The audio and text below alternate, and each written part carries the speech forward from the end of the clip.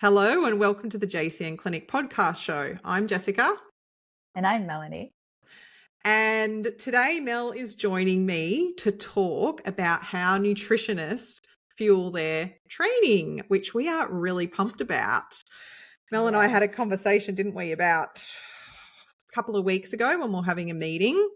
And we've both been heavily into our training in different fields over the past few years, but also loving nerding out hardcore together when we get a chance. Yeah, we spend like the last 15, 20 minutes of our calls just talking about and updating each other on where we're at with nutrition, sports and stuff. And we do share a little bit online, probably not as much as we could, but I know when I do share, I get questions. And do you, Mel? Do you get people asking you anything? I don't know how. I don't I know you share don't enough. do it. I don't have Yeah. enough of an online presence. I'm so bad with social media. I'm so sorry. Although you're like, I'm so sorry. But then I was just thinking with what you share, and we'll definitely be tagging this all in the show notes. You probably, on reflection, wouldn't share much nutritionally about it. Like Mel shares a lot of what she's physically doing. Whereas with some of the stuff I'm doing, like sometimes I will bring in nutrition. So that probably makes sense why I'm getting hit up a little bit more. I bet your bottom dollar if there were some things you put up about nutrition you were using with what you're doing, you'd be hit up in a heartbeat. Yeah, and I guess like I've been questioned it a lot recently of like, especially being around all the people involved with the sports that I do about like getting into sports nutrition. And it is an area I'm interested in, but I think the area that I love the most is supporting nutrition outside of the gym, because that really translates to how well you perform in the gym. So like if you have a lot of outstanding issues with health and addressing that, not so much about the fueling around your workouts. I think that's the area that I'm loving more at the moment, but maybe in the future, just getting a little bit more into sports nutrition, which is what we talk about a lot, Jess. Hey, like, like I think that's what we're starting to get a bit more into, like figuring out the fueling around the workouts and how does it all fit in? Yeah. For sure. And I love what you just said too, because absolutely, if you don't have, and that'll, I'm sure, come up as we go through this today, if you don't have that proper day-to-day fueling and a good quality level of health as a foundation, then like you're kind of chasing your tail to a point with then trying to look at maximizing nutrition on top of your training. It's just, how we always talk about like having that core foundation. So if the foundation isn't there, but then you're like trying to do these little tweaks with your training, with your nutrition, it's not going to have the same effect because you don't have that good base to start with, which I think a lot of people actually lack. So it's a super good point. But I thought what we could do, so as we said, we want to talk about this and be quite sort of candid about what we share with what we're doing. And I think straight up with that, I definitely want to emphasize that what Mel and I discuss may at points be very pertinent to us as an individual. It's not about rushing out and applying what we do to you, and that'll be something that comes up a lot as far as individuality in this space. But we do want to share what we're doing, because I know there is interest with that, and share how things have changed as we've progressed. So let's chat first, and maybe Mel, if you go first, about your background with sports and training and what that's looked like and how nutrition has interwoven itself into that. Okay. All right. Well, I guess where it kind of started was I was never really into sports in high school at all. I was not. But then after having my baby, I wanted to get back into feeling, fit or healthy or strong, all those things. And, I was using fitness to get into that. But then I realized that, without changing my nutrition, not much will kind of really filter through, like not much will like change and stick. So that's when I started to focus a bit more on nutrition. And I think over the years, always kept up with just some kind of routine with training, like mostly just like bodybuilding in the gym and maybe some classes here and there. But then I got to a point where my health really was not letting me train much. Like I could not meet my basic goals for training. Like I couldn't really even do like 1 or 2 days in the gym of just 30 minutes of bodybuilding. I would feel knackered like for a week, and recover is really hard. So then focusing on like the health side of things, had a lot of gut stuff and just a lot of things that I needed to address outside of the gym and outside of those goals. So worked on that for a little bit, and then in the last couple of years, once I started to like my health started to really pick up, then I could get back into training a bit more, and I found a bit of a love for I guess a bit of CrossFit style training and Olympic lifting. So the last couple of years, I've been really focusing on that. It's just really building up my capacity to be able to work out, like maybe I'm up to now like 3 days a week of CrossFit style training and 3 days a week of Olympic lifting.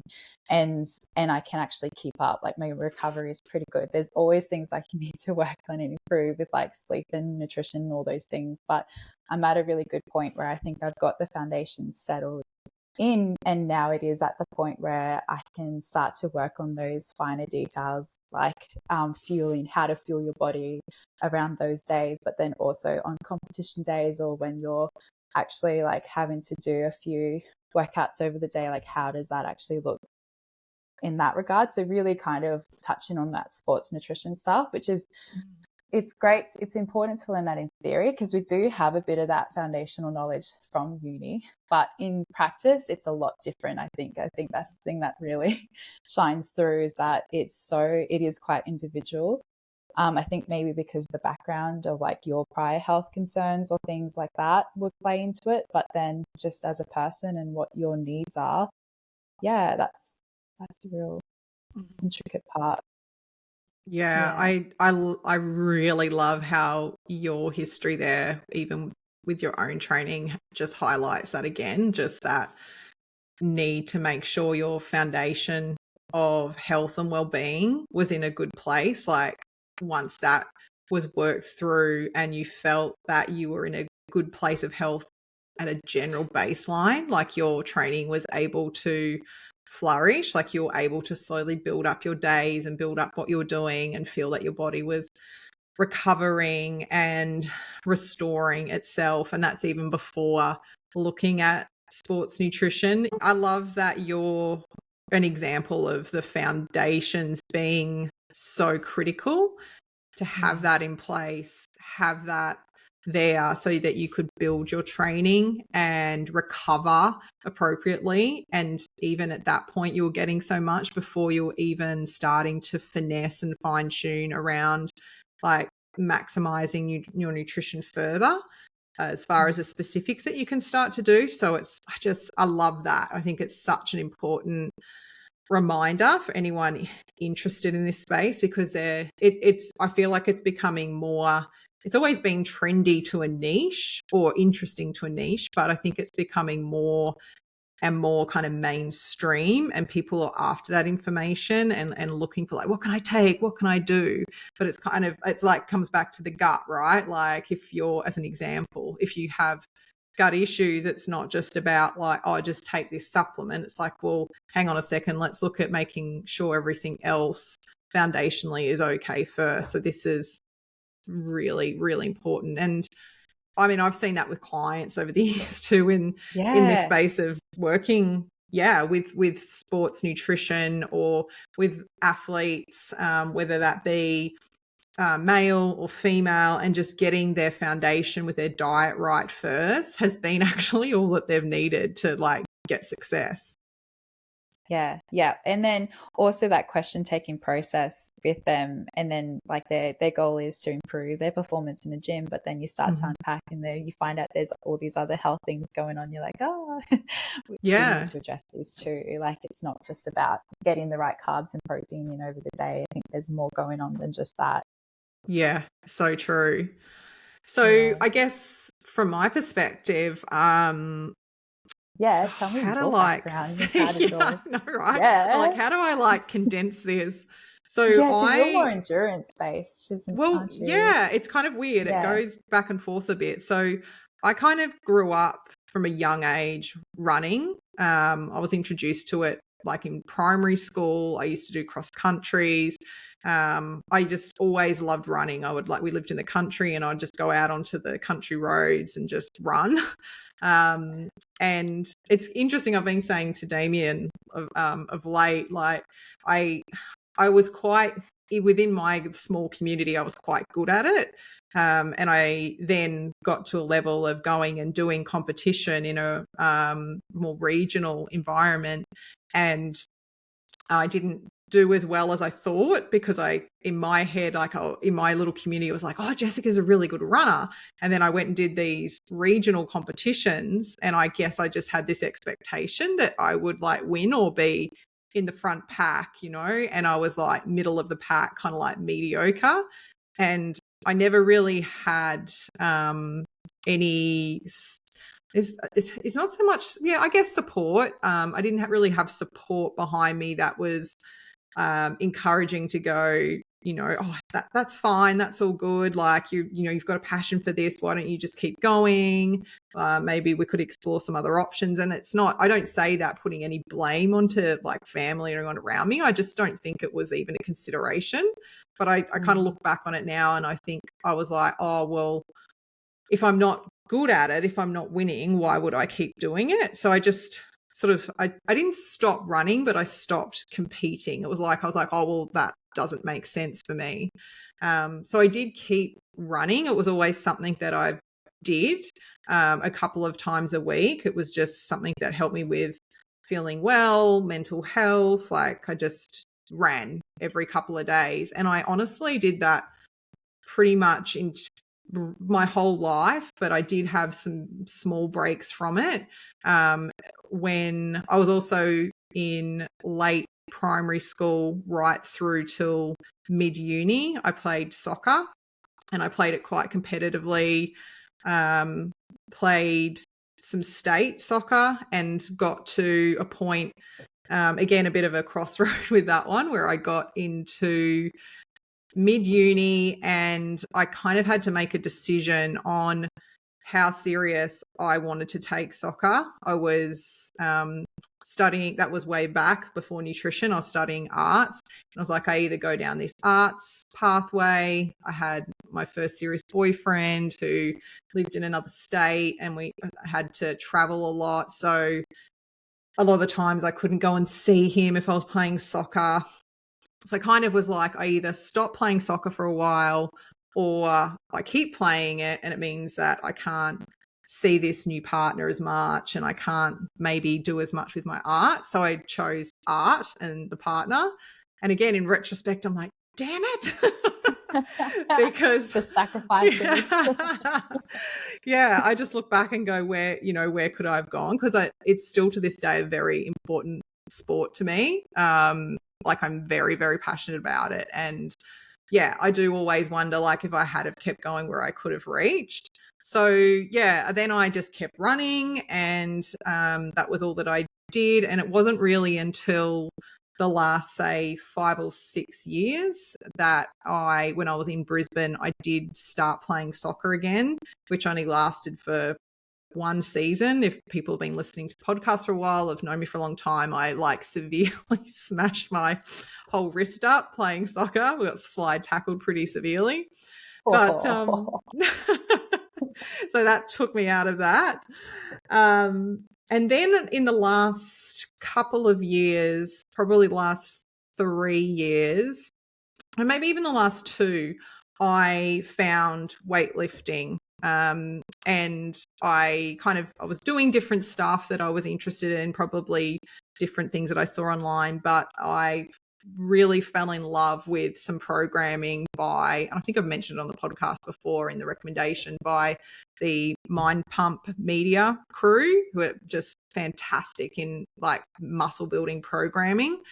So I got seriously into that the last few years, and it's been for me a game changer. Like I've spent the last few years really building muscle, particularly with, I feel like where my age is now, being focused on building muscle. It's had a really big impact on my metabolism, because as a runner for so long, which I will get into as far as nutrition, I don't think I realized how much the running was impacting my metabolism versus seeing the difference getting into weight training and how it benefited my metabolism in a really positive way.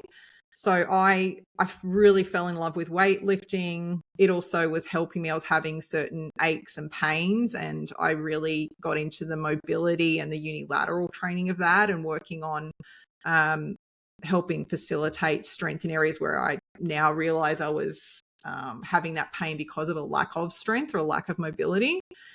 And then, long story short, probably about 6 months, maybe a bit longer ago, I'm not good with time, maybe it's been a year, I don't know, somewhere between 6 months to a year, I started bringing running back in on top of, because when I was weight training, I focused for a while purely on weight training. I would walk, but I've stopped running. I really wanted to build up my muscle mass and build up my metabolism.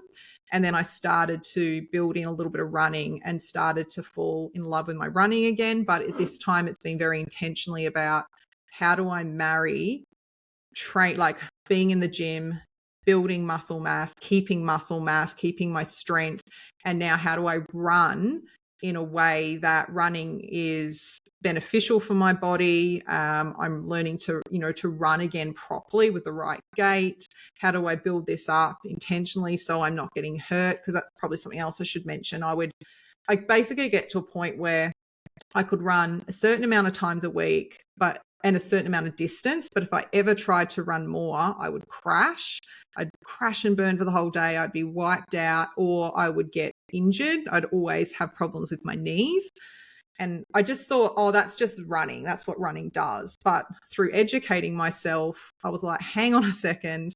Like, if I build up the muscle mass in the right areas, if I can support my joints properly, and I learn how to run properly and effectively, like, maybe I can change this. So I have been, as I like to do, hyperfixating.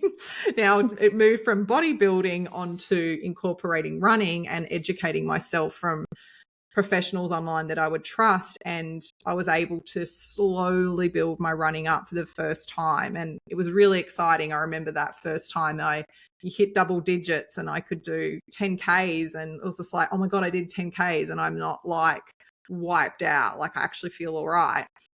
And then just started to increase the distance. And now I'm at a point where I'm very heavily in love with the ultra running style, particularly more trail running, not so much out on the roads. I do incorporate a bit of that, but my passion, which has kind of come full circle being a country girl, is being in the mountains, trail running in the mountains, up and down mountains. How far can I go?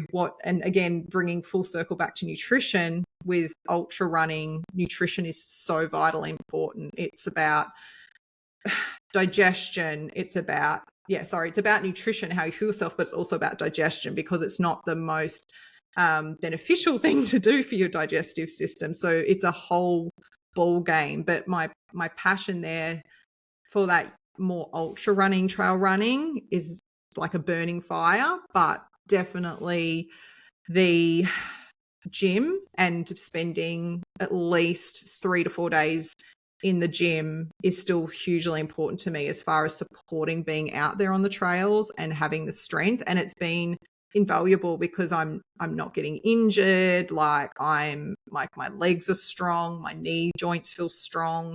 I'm sure at some point I'll like have some epic fall running down a hill and take myself out, but it won't be because of bad muscle mass. It'll be because I'll just trip over something. About that muscle mass too, yeah. Didn't you do a run not long ago? It was like 50Ks. Oh my God, no, not 50. 50 is my first goal. I did 24. My longest to date's a 24K, which is definitely not like an ultra run. Basically a 50, anything over a marathon is considered an ultra. So the sort of shortest ultra you would do would be a 50K. There's a 50K coming up, and I was considering it. So that's maybe what you were thinking. Yeah. So that's in 2 weeks. My friend here is doing it, and we're going out to crew him. And I played around with it, but I feel like I need to just sensibly build myself up a little further. So I'm really more at like just over doing a half marathon at this point, like kind of comfortably. But that 24K I did last week was my biggest, and that was a trail run 24K up and down a mountain. And that was so exciting. But I was pretty good on the day, but it did smash me the days after. I was like, okay, like I felt it the next few days. Even again with all of the things, I was like, okay, you need to rest this one up. You've just done something pretty epic. Yeah, that's the hardest part, isn't it? And being patient and consistent, it's like those two things will be like trump everything else. Like if you can do everything else 80 to 90% of the time, but just give it like time and consistency. Yeah, that's it. For sure. But yeah, the nutrition side has been really fascinating because I can look at it now and see when I was younger how little I didn't know and how my foundations were not ideal at all. And I can also see probably even when I started to study nutrition, I was sort of in those sort of earlier years, just getting my head around it. I would bring in certain elements into my everyday diet, but particularly with running, like I think running and endurance, like getting your nutrition right to support you the longer you go is so vital.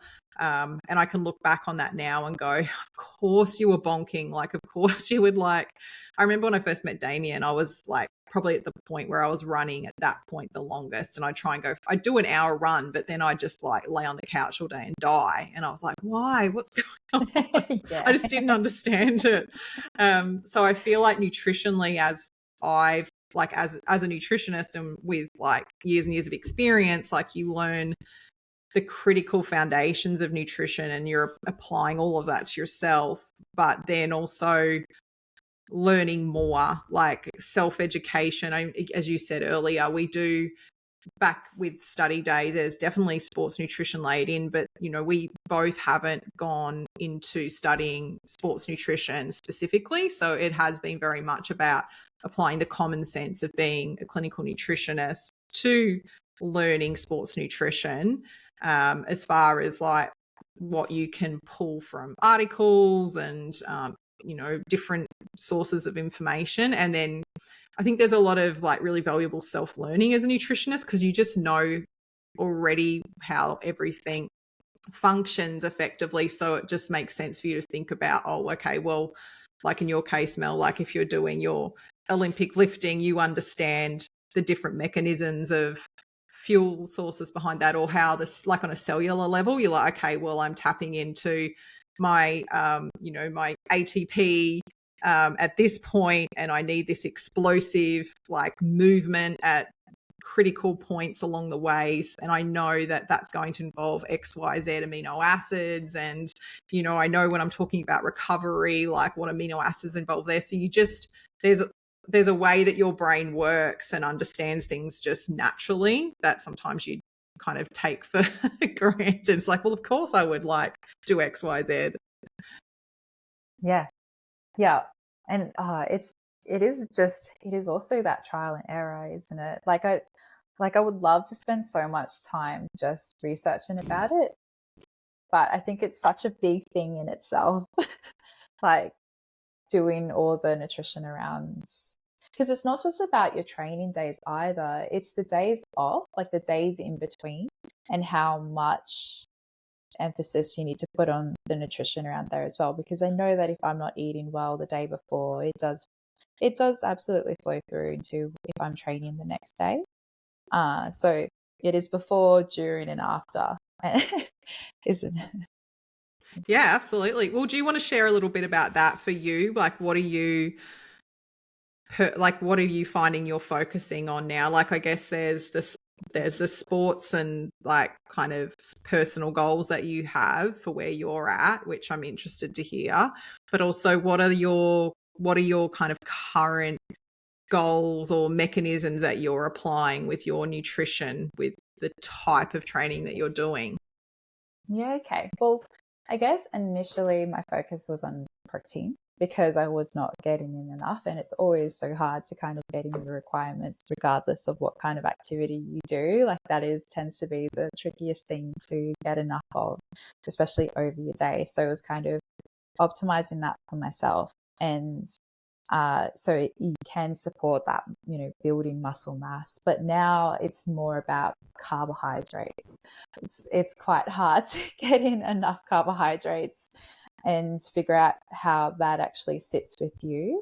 And I guess my goals at the moment is to all of last year was building up foundational strength and getting, covering the foundations in the gym to kind of get me to that next level where I can start competing a bit more with CrossFit comps and Olympic lifting comps this year. So now it is about trying to improve my performance in the gym, which I've come to understand to be the carbohydrate component. So whether or not, if it's like, some days I will have CrossFit in the morning and Olympic lifting in the afternoon. So then for me, I know that, making sure that I eat like a good dinner the day before, or like, even just the whole day, making sure I'm getting in the complex carbs over the day. But then on the day of that, making sure I'm replenishing that after the morning session, and then having, your lunch with your carbohydrates in there, and then also having a carbohydrate rich snack before you train. And then also, what does that look like while you're training, like supporting electrolytes and, having a bit of amino acids, but then also not drawing on too much refined sugar to fuel your performance. Because for me, when I found, because lollies are everywhere in competitions, like they're just, because it's an easy, accessible tool to utilize. It's, it's probably the one place where you can really get away with having it and it would be okay.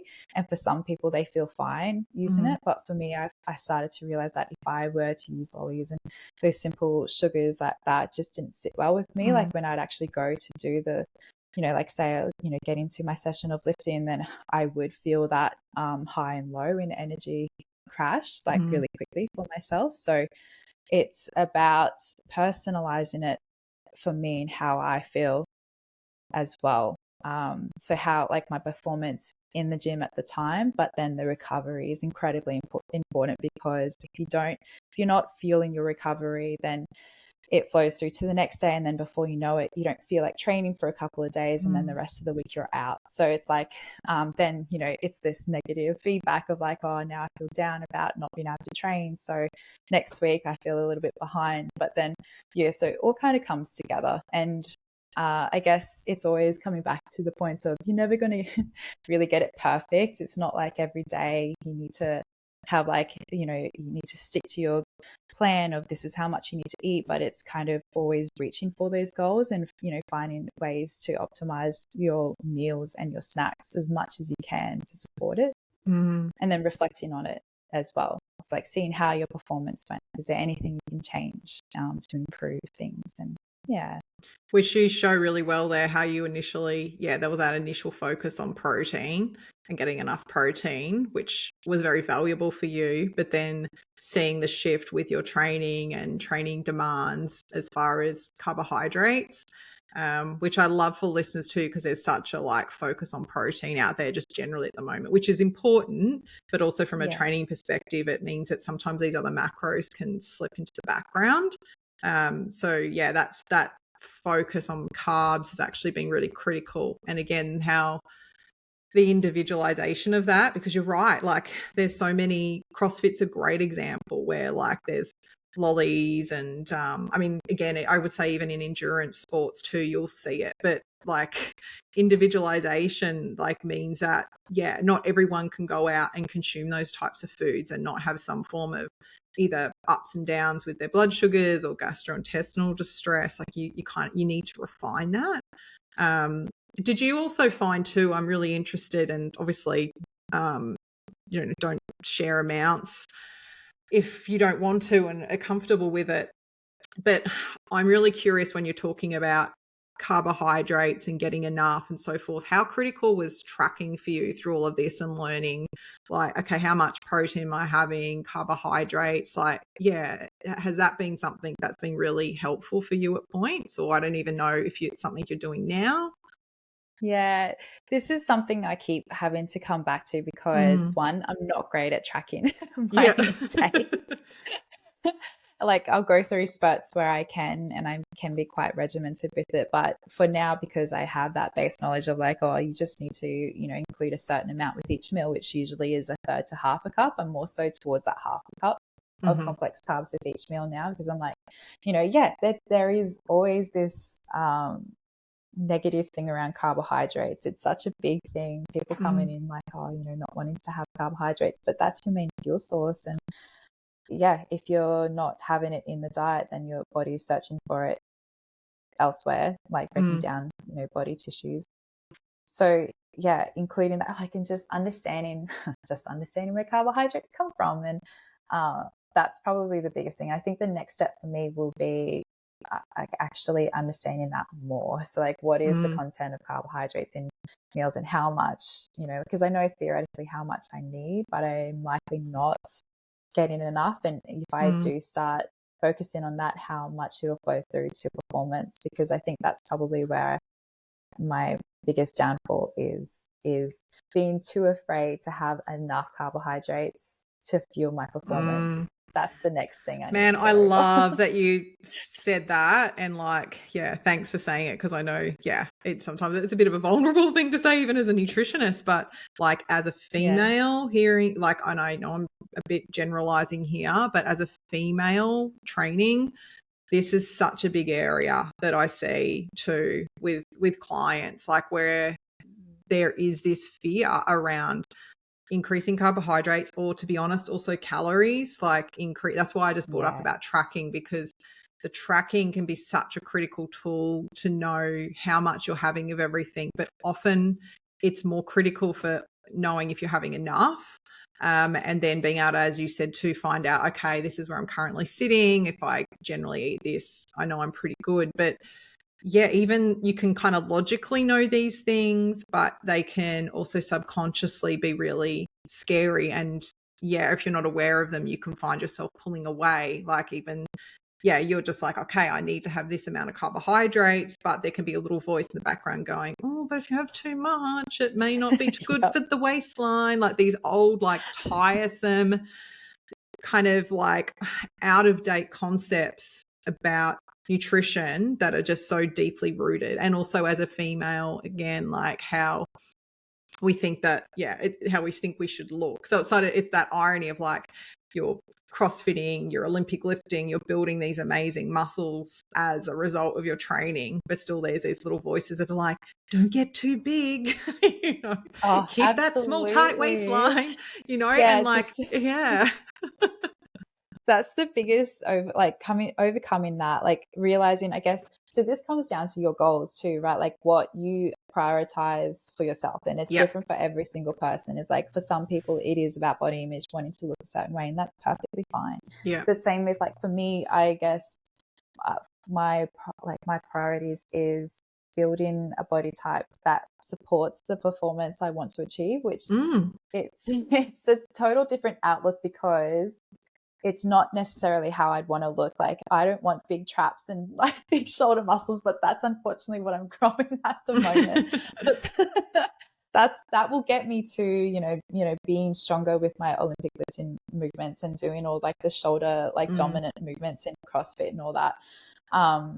But I guess that comes down to another thing, isn't it? Like goals, like, and being specific about it and really coming back to it time and time again. It's like, okay, it may not fit all your things about body image, but is it ticking all the boxes that you have for, performance in the gym? And is that where your priorities are? And being clear about that. Because same with like, if you're aiming to gain muscle mass or lose weight, those are two very different things as well in itself. And that can be difficult to achieve as one goal in itself.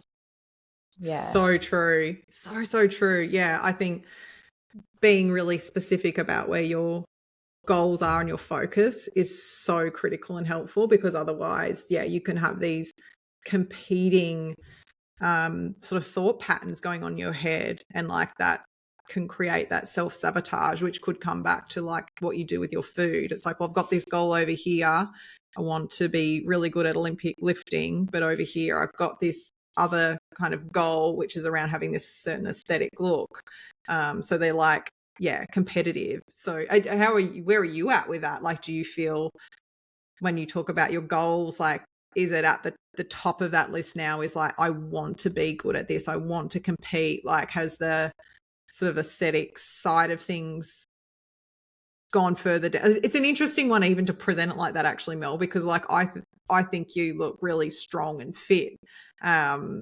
Thanks, but again, like it's I get it too as a female, because obviously with lifting, there is that muscle growth, and like it can be, yeah, a little about how you can get in your head about that. So how do you feel at the moment where you're at with that, with your goals? Yeah, it's a biggie for me at the moment, because like some days I'll be like, oh, because like my traps are huge at the moment.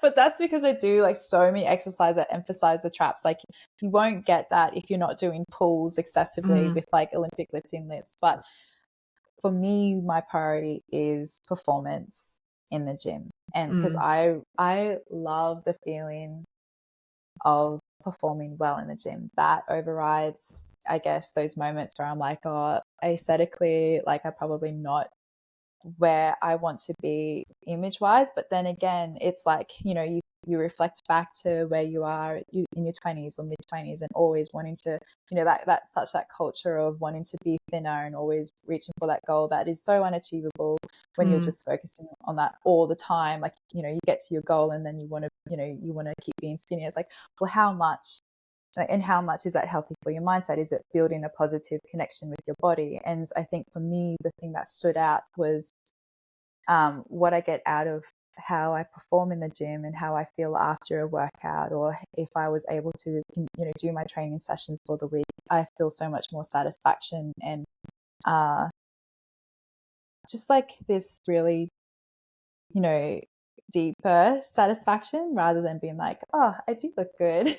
You know, because you can feel good in, you know, in any kind of skin if you can find a way to connect to it. But it is when you bring it back to something that isn't just about cosmetic appearance, I think for me that's deeper, but it's different for every single person. I love what you just said. I want to soundbite the shit out of it. It's just, yeah, it really resonates with me. I honestly like would reinforce a lot of what you just said about how I feel. Like I have different sorts of goals, but it's only more so like because they're a different type of sport, I guess. But like at the core of it, it's about performance. It's like, how well can I perform at this? Like learning how to lift correctly is like it's a constant learning on its own, and getting better and better at how I lift and performing better in the gym and seeing weights go up. You know, PBing every couple of months and seeing, and even having people come up to you in the gym and be like, you know, man, that's like a lot of weight you got on that bar, like good on you, you know. That's other guys coming, like it's so fantastic. And it's all about performance. Like, yeah, it's not about how you look strutting around in the gym. Like, yes, there's definitely an aesthetic that comes from lifting, and there's an adjustment to that. I have clients over the last year or so that have been going through this as far as like getting into lifting more, because I think it has become more mainstream for women, but then like kind of coaching them through this concept of like lifting, say like get out of weights with cardio with weights, you know, like instead of doing their like, you know, what do you call it? I'm trying to think of those classes that they pump classes and that sort of stuff. When you say, I do weights, it's like, oh no, I do body pumps. Like, no, that's just cardio with weights. But like getting into lifting heavy and building a metabolism. And as you said, sometimes it's, you've got to go through, and I had to do that. I had to go through that process of lifting, building my metabolism, building muscle mass, and being comfortable with that, knowing that things were going to get tighter.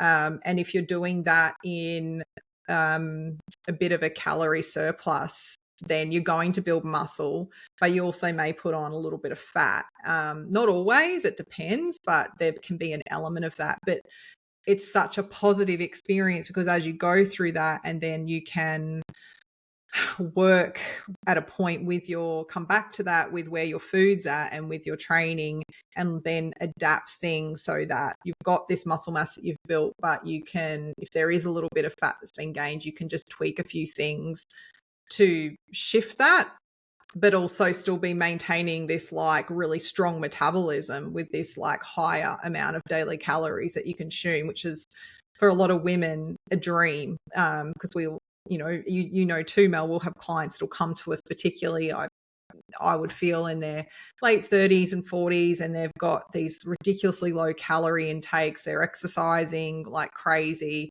Like they're just a mess, and they're just like cutting and cutting and cutting. So if you can build a female up to like eat, plus 2,000 calories and feel really good in their skin, and be able to go out on the weekend occasionally still, and like enjoy some different food and have this ramped up metabolism, it's very exciting. So I know personally that was something that I had to move through.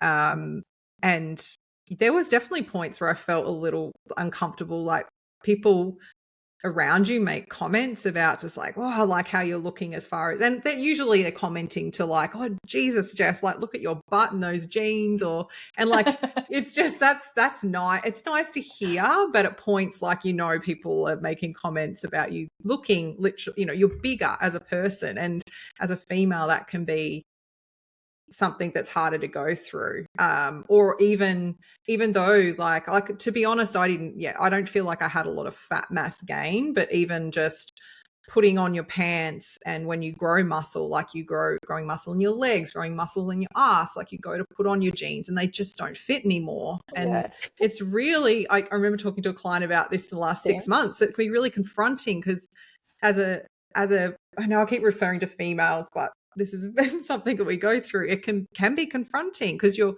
mind is like, I have to fit into the jeans. Like they tell me where my size is at. So there was definitely an adjustment to that.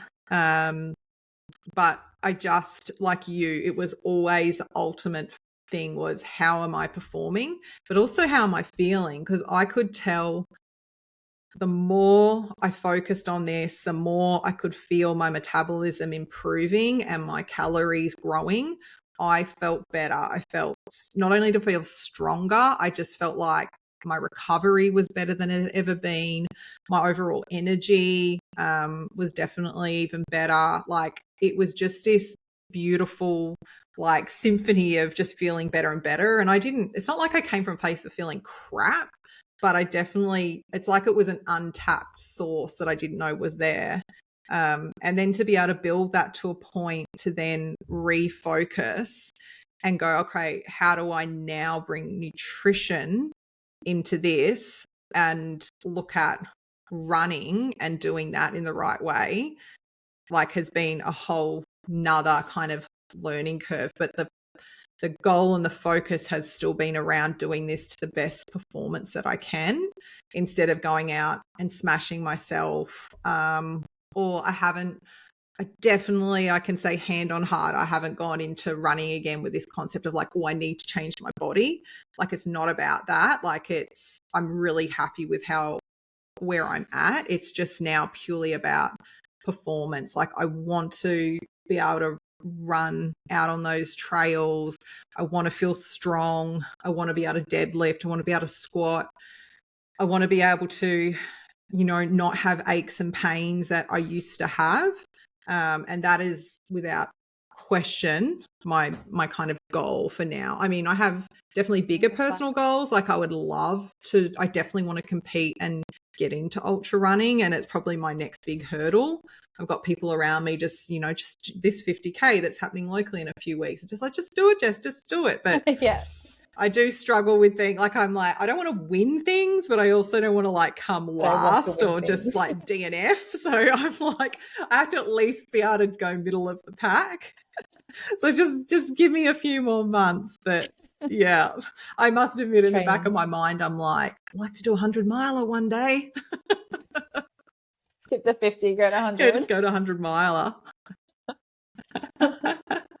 Oh, but so many of the things you said there was beautiful. I love that. Yeah, like the real shift to how your performance and being able to being able to do those movements. And I guess maybe it's because we're getting older and like the thing has shifted to more like that longevity thing, like because I know for me as well, like knowing that like this isn't something I just want to do for a period of time. This is something I want to continue for a longer period of time. Probably definitely not to the same capacity that I'm doing right now.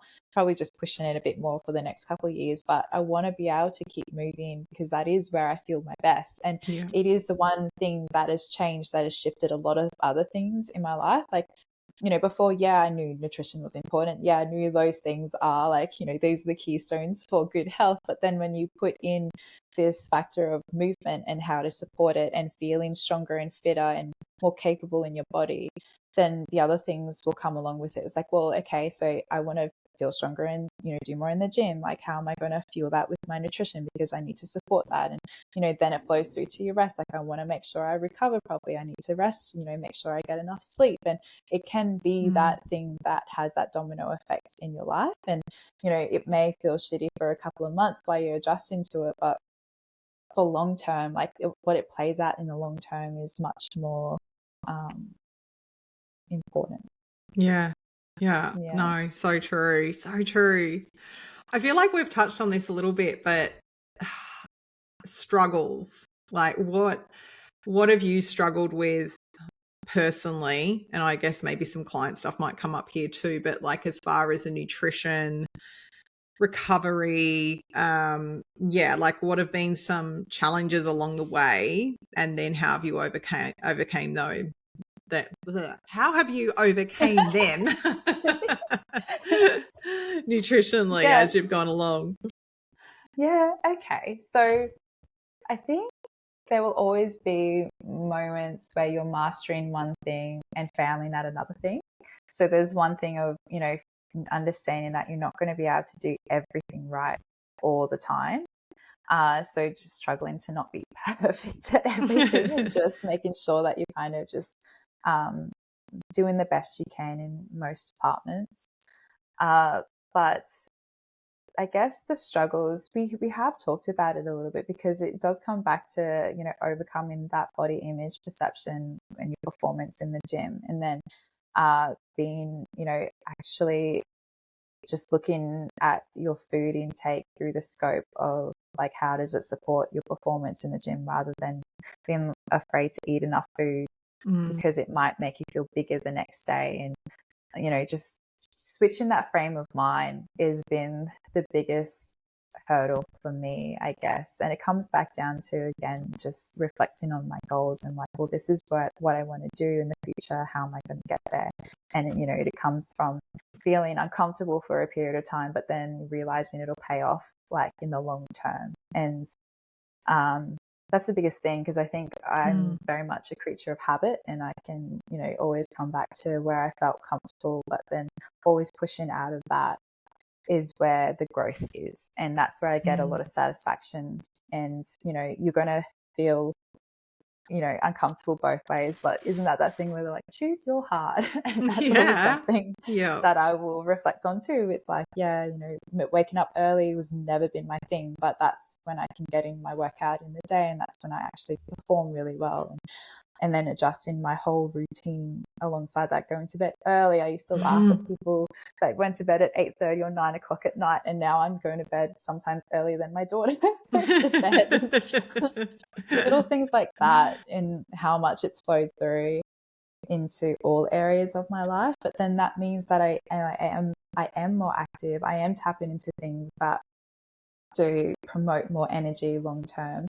And then, I can go out and do more activities with my daughter, and like, because before that was even a stretch. But and then headspace, like it's such an important thing for headspace. But I guess I can't vouch enough for movement. I really hope that, for like, and you see it in your clients as well, like, like not everyone's just drawn to it, and some people maybe they just haven't discovered a love that they can find for it, because it's, different for everyone. Like what they really get out of movement is different for everyone. Not everyone's going to love lifting weights in the gym or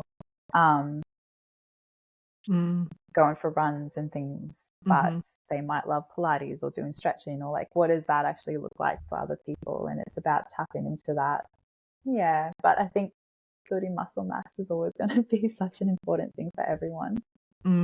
Yeah. I love too that you mentioned there, like obviously there's that nutritional element again around the food challenges that you've had, but also just the lifestyle as far as like managing the shifts and changes that are important there, like with quality of sleep, like understanding how important that was and how you had to like get over that and have that sort of initial struggle with, you know, feeling like a nana going to bed early and like break patterns of not wanting to get up early. Like it's a really valid struggle on its own right that I hadn't even really thought about.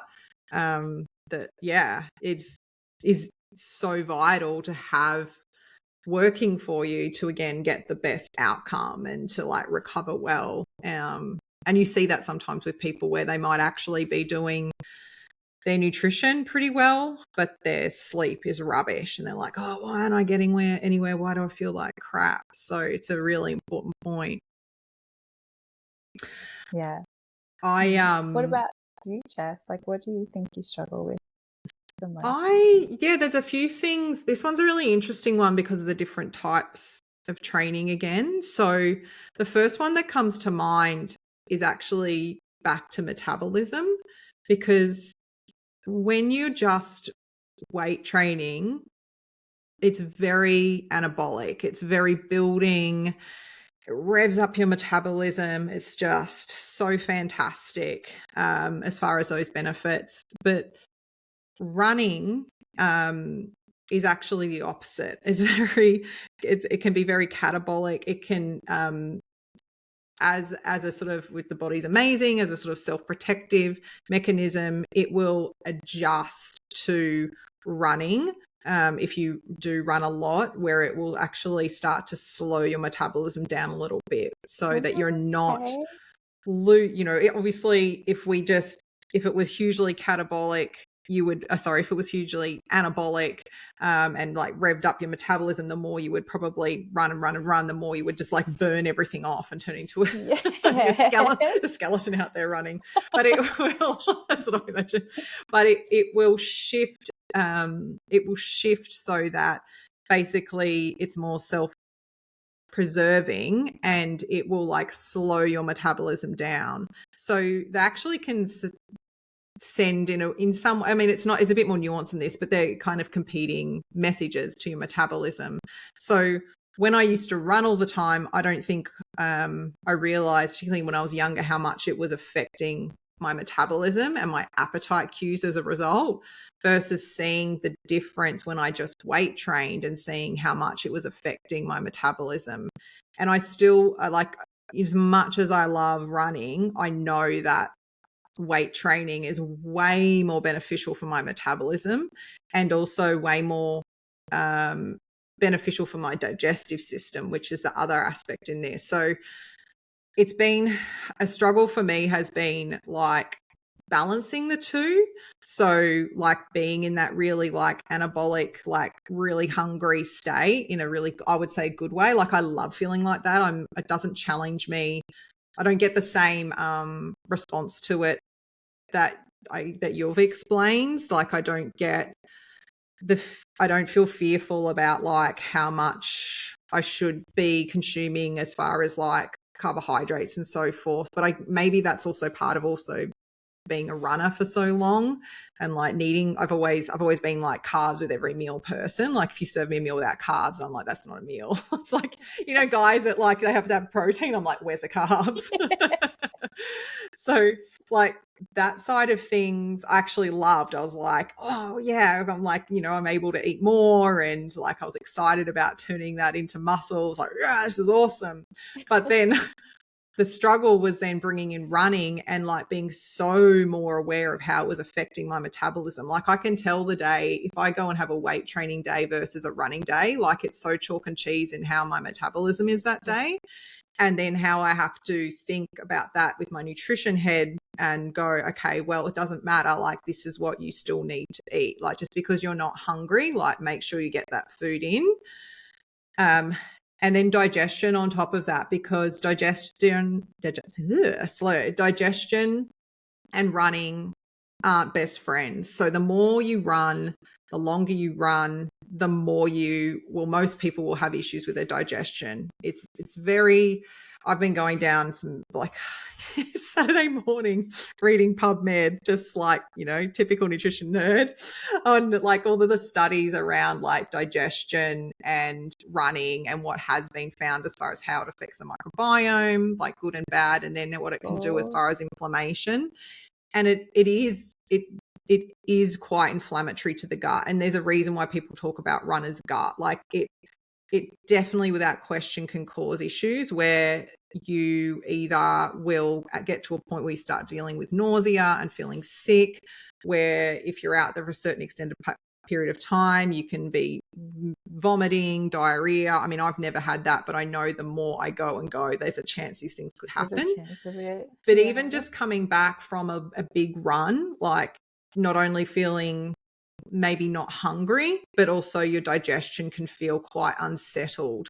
And that's been a real struggle for me as someone that like comes from a gut background and have done, all of my years of doing work on my gut and being happy with where my gut is at. And now bringing running back in, it's actually been a bit of a light bulb moment of like, maybe some of the stuff I used to blame on a food intolerance or my microbiome was actually the running and like not like understanding what was going on. So that's been something I'm just kind of ironing out as far as like how my digestion feels, how I progress my running and how much I push it so that my digestion feels generally okay, along with how I balance my food intake with that. Because I guess to go back to tracking's been important for me. I'm like you, I don't do it all the time. I'm pretty shit at it, but I will be regimented for a certain amount of days. And I like to see where I'm at. And it's more to make sure that I'm getting enough calorie wise. And over these years, and particularly since bringing running back in, like I'm actually trying to eat enough and hit enough, which I'm generally good at. I feel like I'm good at getting enough. And then making sure the macros are where they need to be. And bringing running in, the carbs can be a little harder there because like I want to make sure I'm getting enough protein. That's crucial for me. But then it's like the carbohydrates on top. And you can sometimes reach a point, which for Mel and I can be a bit of a push and pull for people who are so into microbiome health, where you're just like, there's only so much volume of food I can eat. So you start stealing from your vegetables to get enough carbs and protein. So it's a constant push and pull and learning for you as an individual, and obviously with clients, like it changes based on their demand. Like I eat I'm gluten dairy free, but if you're veggie, if you're vegan, what does that look like?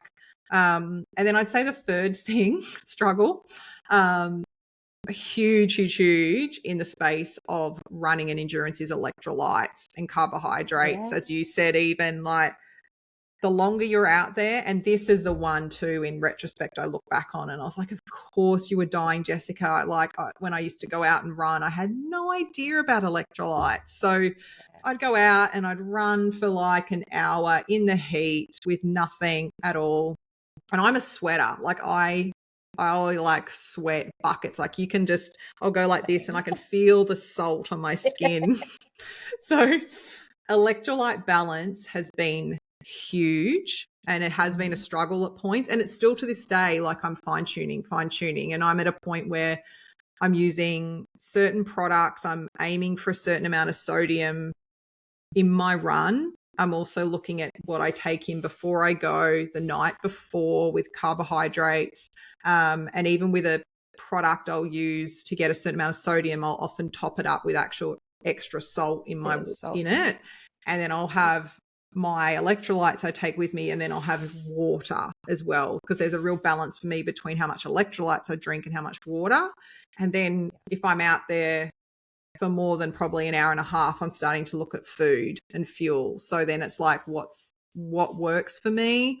This is the individualization again. Like, I'm like you, I can't do lollies and stuff. I tried it, like, I don't really even like lollies, but I did try, what did I try? I think I tried nougat or something random like that because it was in the house and it just made me feel Yeah. sick. But I'm good with, surprise, surprise, whole foods. So for me, like, whole dried bananas, like an actual banana, peanut butter and banana honey sandwich, like, Yes, that's the yeah, go-to for like me. that sort of stuff. But the struggle is like getting them in, when to get them in, what works for you. Timing. In endurance, that's very, very specific to the person. There's general rules as far as the average person's calorie intake and sodium intake per hour, but it's like you've got to figure that out for you. Whereas I feel like when I'm in the gym, I'm not, unless I'm doing something that, I am sweating more and it's more of a like higher rep session and it's maybe summer, like I'll be like, well, I need to put, that's more of a, I'll just chuck some electrolytes in my water situation, but it's not as finessed the way that endurance needs to be. So there's quite a few struggles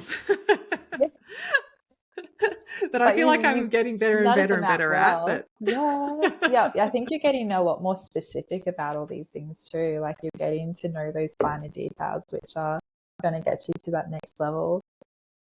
Yeah, I hope so. I love, and I guess that's the thing, which is why we want to talk about this today. I think as nutritionists, like, it's just so exciting to like nerd out more and more on yourself as like your ultimate science experiment, because you just like learn, you have access to things, but you just can apply things a lot easier and constantly tweak and learn. And I know for me, like, bringing endurance and weight training together is like really exciting because it continues to challenge that on every level. And I love, like, it's definitely an area I love working with people with. But I think I've thought at points too, I'm like, oh, do I really want to keep going down this rabbit hole? Like, is it something that I want to add to the tool belt as far as like, studies and so forth? But I'm still on the fence with that. I feel like it's a bit of a personal hyper focus area. And I'm not sure if like I want to spend, I'm so passionate about the gut and doing that. I don't know if I want to then like work just in that sports area. But I don't know. It's kind of interesting how like in endurance space, it kind of comes full circle back to the gut, because I love helping people, as you said, right back to yourself, like, you're wanting to train, you're wanting to perform, but if you actually have inflammation and gut issues, we've got to like, you're trying to run and you've got to, like I used to, like way back when I had really bad gut stuff, like definitely gut stuff, not just running. Like, I used to not be able to go for a run without the last 15 minutes, like sprinting back to the house to get to the toilet. Like, I was bad, and that was like foundational stuff that I hadn't sorted out. So it's it's interesting how it all comes back full circle. Absolutely. And that's what I keep coming back to, like the foundational health is always going to be something that needs to be covered first. And I think, for me, with clients coming at the moment doing like the weight and movement package, it is about just understanding those foundations and like looking ahead to your goals. And I guess, again, time consistency will always be a big part of it, just giving it time and just letting it play out and not losing sight of your goals. And yeah, absolutely. So Mel, you actually have that we have like a weight loss movement nutrition package, which is at we've had that for a while now, but I feel like you're pretty consistently having people move through that package. Are you finding that when people book in for that package, they're already training, or is it something that you're talking to them about the benefits of bringing in training and building muscle? Yeah. See, the people that tend to come in with that package, it's like they've got this base knowledge of what they need to do and how they need to do it, but they just need someone to facilitate them and walk them through it and support them, because maybe they've got these goals, but they just, haven't got someone to tell them to do them. Or maybe it's the fact of like, how, like, where do we start? And so for some, they have like maybe a couple have already been training, but for others, it really comes back to like reflecting on your habits at the time and how to adjust them to work towards your goals. And often it starts to break down a lot of that, and the realization that, you know, something actually needs to shift to make this happen, and that's okay. Like, you just got to figure out what needs to be shifted. That's probably the biggest challenge I'm finding with clients in that space, because they're all such busy people, and that's like, you know all the things that you need to do for weight loss, like, you know, that we're not silly, we know all that information is out there, but it's like, okay, there are actually some other health problems we need to focus on first, and then, you know, lay those foundations of nutrition and your goals, and then working from there. Yeah, interesting. I just thought of that when you mentioned that package, like as far as in relation to what we're talking about today and what you'd be seeing. Yeah, but surprise, surprise, like it comes back to the foundations. Funny that. This morning we were talking about it all, but then there was all this gut stuff going on. So we're going to do a bit of gut stuff first, and then work through to your goals. Yeah. This has been great. I've loved this chat. Was there anything else? Got through it. I know. So. Is there anything else that you wanted to mention or say that we've missed? Oh, not that I can think of. And side note, I have to go by 1:30. Yes. Yes. So we are done. Yeah, pretty much. But I've really enjoyed this chat, and I hope it's helped in some ways. I guess maybe it's touched on some things that people would want to know more about, or maybe maybe, you know, you and I, Jess, like, this is a good, you know, start into talking about it ourselves, because it's been something we wanted to do for so long. So maybe we might jump back on here in 6 months and see where we're both at as far as our goals, you know, training goals. Hopefully you would have done some comps, and hopefully I might have competed in my first run ultra 50. Yeah, could you imagine? That'd be cool. So exciting. But thank you so much, Mel, and like, thank you for everyone for listening. We hope that you've enjoyed this episode. Obviously, share the episode. We really appreciate that. And if you have any questions about this topic, like, just DM myself or Mel, or anything that you'd like us to go into further, because we have kind of approached this as a more generalized topic to start with, and wanted to share a little bit about what we're doing, but we can definitely dive deeper. But thank you to everyone. Thanks, Jess. And thanks to Mel. And we'll chat to you next time. Bye.